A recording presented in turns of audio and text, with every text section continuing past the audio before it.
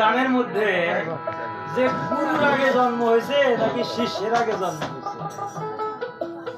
আচ্ছা, এই যে আমি একটা পুরুষের দেহ নিয়ে জন্ম নিয়েছি, তাই না?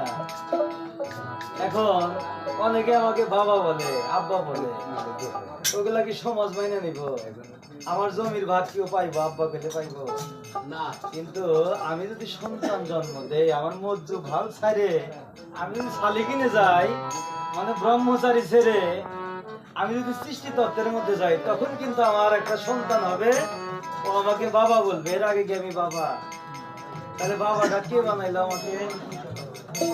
সন্তান আমাকে বাবা বানাইলো।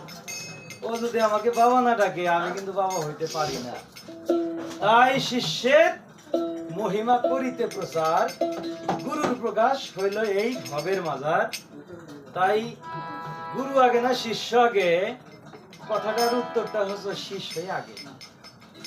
আমাদের জীবন সাথে খেলাফত পাইল, আমাদের সাইজির ঘরে খেলাফত পাওয়ার পরে 40 দিনের মধ্যে একজন শিষ্য করতে হয়, তা না হলে তার খেলাফত হালকা হয়। যদি সে 80 দিনের মধ্যে না করতে পারে, তার খেলাফত আরো হালকা হয়। এইভাবে সে যদি 12 বছরের মধ্যে একটাও শিষ্য না করতে পারে, 12 বছর পরে তার খেলাফত এমনি কেটে যায়। তাহলে বোঝা গেল গুরু হওয়ার আগে আগে শিষ্য বানায় না লাগে। তাই আমাদের জীবন সাধুকে শিষ্য খেলাফত দেওয়ার পরে তখন প্রথম শিষ্যকে রঞ্জু কিন্তু শিষ্য না হওয়া পর্যন্ত এই জীবন ভাই কিন্তু গুরু হয় নাই। হয়েছে কি,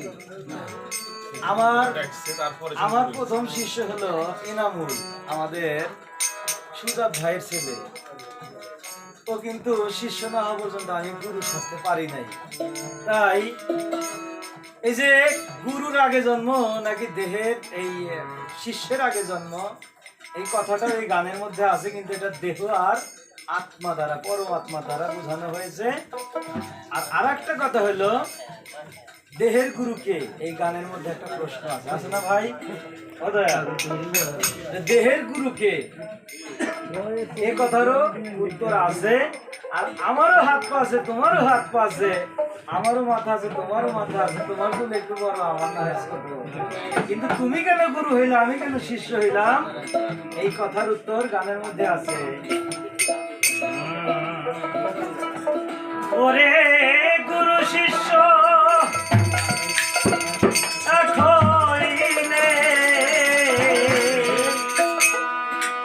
আসা যাওয়া হয় ভালো,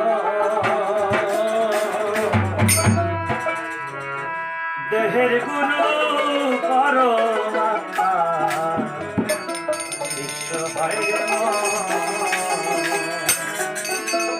এই মনের। আর একটা গুরু আছে, অদূর আর যাওয়া যাবে না। ওরে